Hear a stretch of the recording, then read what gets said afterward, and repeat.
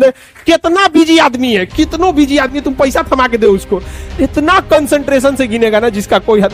अरे 108 बार माला पढ़ने में उसका दिमाग 10 बार भटकेगा। ओहो, चैन से पैसा लेना है, मजाल भटक जाए नोट गिनने में, नहीं ना भटकता है। तो पढ़ाई कैसे हो, जैसे नोट गिनते ऐसे पढ़िएगा तो जिंदगी भर गिनिएगा, नहीं समझ आ गया? नहीं तो इतना ना कम मिलेगा कि गिनने की जरूरत नहीं है।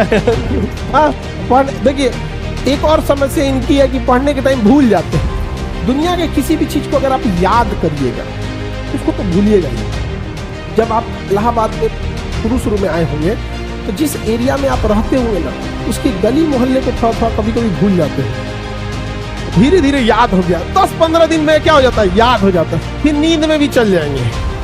तो जब किसी चीज को आप समझ जाते हैं, अच्छे से समझ जाते हैं, तो क्या हो जाएगा, अब आप उसे नहीं भूलेंगे, आप नहीं भूलेंगे। जैसे अपने किसी रिलेटिव को भी आदमी देखिएगा, किसी चीज को अगर आप अच्छे से समझ गए रहते तो नहीं भूलते। तो पढ़ाई में बच्चे में क्या होती है, जिस एज में आप लोग हैं, एक हड़बड़ाहट होती है। जैसे एक चैप्टर पढ़ेगा, जब भी कोई चैप्टर पढ़िएगा उस दिन तो याद ही रहेगा वो, आप उस दिन याद हो गया, उसको आपकी गलतफहमी आप समझ लिए कि याद हो गया है, नहीं भाई, उसको तहियाना पड़ता है बढ़िया से एकदम। जैसे आज पढ़ लिए यहाँ पे, तो आज तो दुनिया का कोई सब्जेक्ट उठा के देंगे तो आप पढ़ेंगे। यहाँ पे आपके सामने 20 बार पंडित जी कोई श्लोक बोलेंगे तो आपको याद हो जाएगा, लेकिन फिर 10 दिन बाद भुला जाएगा, लेकिन उनको तो याद ही रहेगा। तो जो चीज जिस दिन पढ़ रहे हैं उस दिन अगर याद हो गया तो याद नहीं है, वो प्रेजेंट है आपके दिमाग में, अभी देखें समझा कि उसको 3 बार 4 बार मेमोराइज कीजिए। और सबसे अच्छा चीज कब होता है, जब आप सोने से पहले का जो आधा 1 घंटा समय होता है,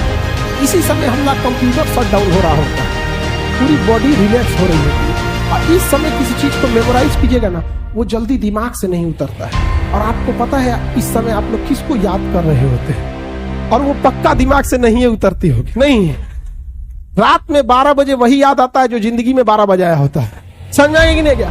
तो कोशिश कीजिए कि जब आपका कंप्यूटर शट डाउन हो रहा है, वो सबसे बेस्ट टाइम होता है डाउनलोड मारने के लिए, समझा गया कि नहीं आ गया यहाँ पे?